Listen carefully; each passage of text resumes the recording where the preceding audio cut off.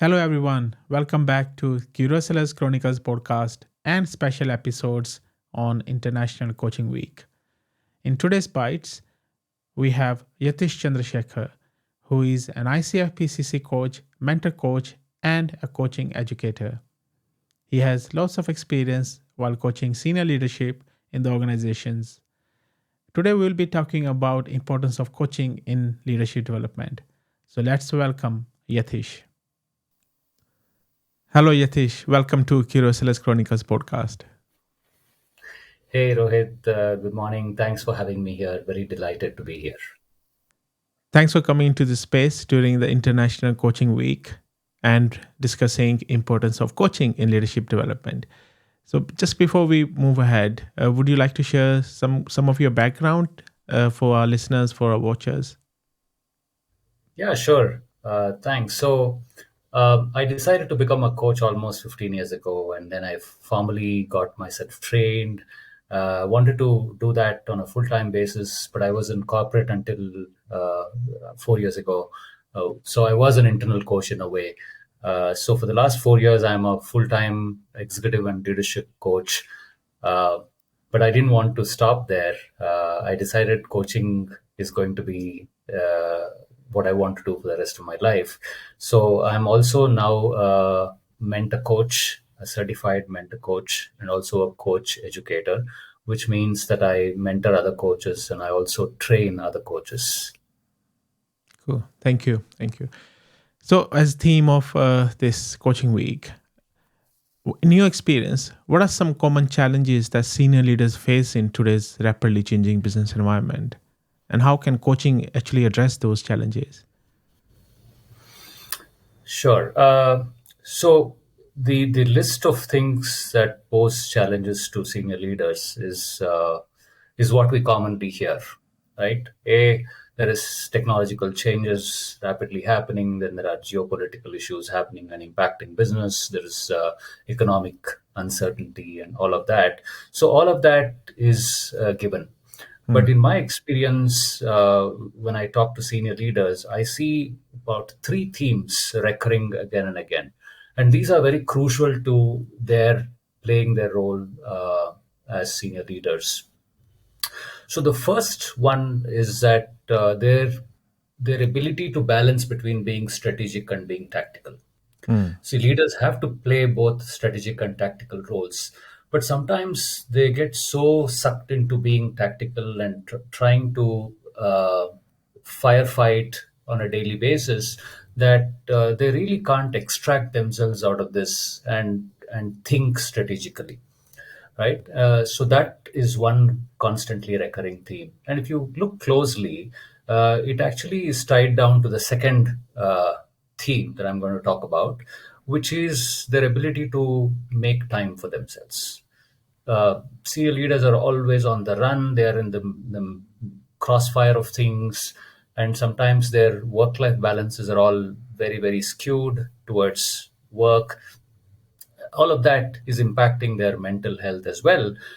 So time management is the second big theme that I see, and very closely related to time management is their ability to delegate. Hmm. Now, delegation is something that we keep talking about regularly, but delegation is not a very simple thing. It has many different layers to it, and many senior leaders don't understand the intricacies of some of these layers, and hence, they get sucked into being tactical, not being able to take time for being strategic. The third, of course, is the people dimension. Senior leaders typically are in your and my generation, which is maybe Gen X. Uh, there is Gen Y after that, Gen Z, and today we are talking about Gen Alpha. So there are three generations after, and all of them are in the workforce, right? Now, managing multi-generational workforce becomes another huge challenge for senior leaders. So these three are some of the common themes that I see coming up.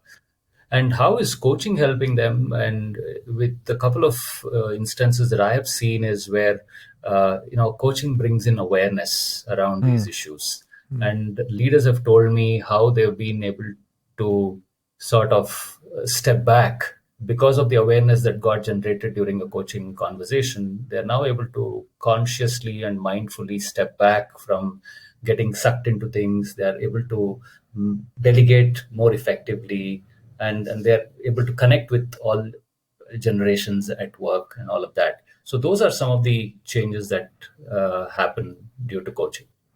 Yeah. That's the three things you mentioned, three challenges. I think I see mostly as well in the organizations. So moving on to that, then what are the key skills and qualities that you believe are essential for a coach working with senior leaders and obviously helping them to those challenges? Mm. I think first and foremost, coaches should be able to empathize with senior leaders, and that comes from a whole lot of experience, which is why organizations and leaders prefer coaches with long experience as Mm, well, because they are able to empathize with them. The coaches themselves may have been in similar situations in the past, so they're able to really connect, and that's very essential. The second dimension is, of course, being authentic and being credible. um, I mean, that goes a long way in establishing trust with the senior leaders for them to be vulnerable and open up. So, establishing credibility and being authentic throughout the engagement is very essential. And of course, comes the credentialing, right? It's important to be credentialed as well, because credentialing gives you that foundation and the competencies, the a whole lot of other things. So I think these broadly are very essential when it comes to coaching senior leaders. mm. Okay, great. So how does then coaching contributes to succession planning and or talent development within an organization, particularly at the senior leadership level? That's a good question, Rohit. I believe many organizations today are very mature when it comes to coaching. They understand the importance and the impact that coaching can have, and so also senior leaders. And organizations have very different ways of planning their succession. So it typically goes by the kind of contributions, the track record that a certain individual has in the organization, their expertise, and the kind of influence that they are able to wield. Additionally, when coaches step in, I also use some psychometric assessment tools to aid this process and make it more objective.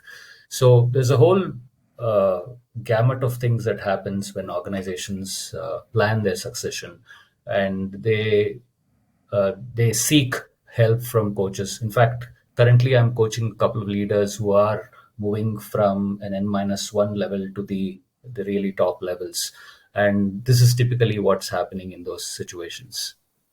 Mm. Okay. I'm asking everyone who's coming into this space for this week, how do you measure the impact of coaching on the overall performance and effectiveness of the organization and of the senior leaders? Uh, well, there is no one way to do this. Mm, I think for me, the best validation comes from the senior leaders themselves and their the sponsors of the coaching assignment. For example, uh, I have had leaders come back to me and say that, look, and this can happen even between two sessions. You don't have to wait until the entire coaching engagement is over. So even between coaching sessions, I have had senior leaders come and tell me that, you know what, we discussed this particular thing, and I became more deliberate about this action, and this is what I changed in my practice, and this is the kind of impact it has had. So I think those real life instances is one way to find out how coaching is impacting, and that's a great validation, at least for me as a CXO coach. mm. Okay. Okay. So before we end our short bite here, what advice would you give to the organization looking to invest in coaching for the senior leadership team?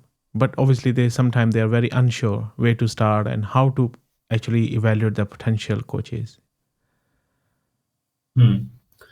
That's a good question. In fact, like I said earlier, many organizations are very mature when it comes to coaching.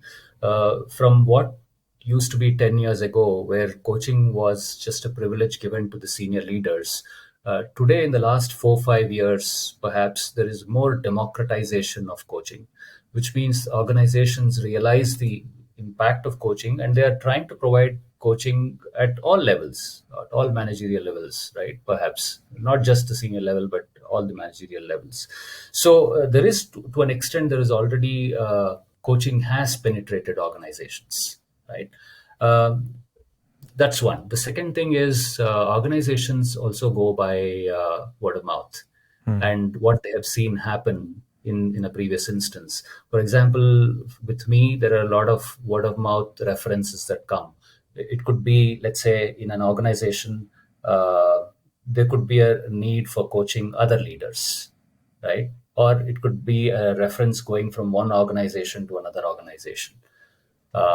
So that's another credible way of you know building uh, building credibility and buy-in for coaching, I would say. Cool. Cool. Thank you, Yatish. Thanks for coming into this space and obviously sharing your wisdom with us. Thank you very much. Yeah, thanks for having me here, Rohit. I really loved talking to you and great sharing these ideas. I look forward to more conversations during the International Coaching Week. Yeah, yeah, brilliant. Yeah, and obviously even after coaching week, we can always dig deeper into these things because obviously this week we're only doing short bites, but we always can go deeper into these things as well in the future, coming future. Yeah, yeah, absolutely, absolutely. And I know that you are one of the speakers during the International Coaching Week, and I'm very delighted to be sharing the stage myself. Oh, I great, have one of the conversations that is scheduled is coming up on the 16th of May nice, uh, at the Abhyudaya International Coaching Week celebrations, and I'll be speaking on one of my favorite topics, which is mentor coaching. nice, This is scheduled for Thursday, 16th of May at 12 noon. brilliant. Okay, Thursday, 16th of May. Is it IST time? Yeah. Yeah, that's right. That's right. Brilliant. Okay. Okay. Brilliant. So, everyone, if you want to dig deeper into mentor coaching, please join Yatish webinar. And the registration link is on the website, or you can find them on LinkedIn as well. But I'll put it in the description as well. So, thank you. Have a great day. Take care. Stay safe, everyone. Bye for now. Thank you, Rohit. Bye for now.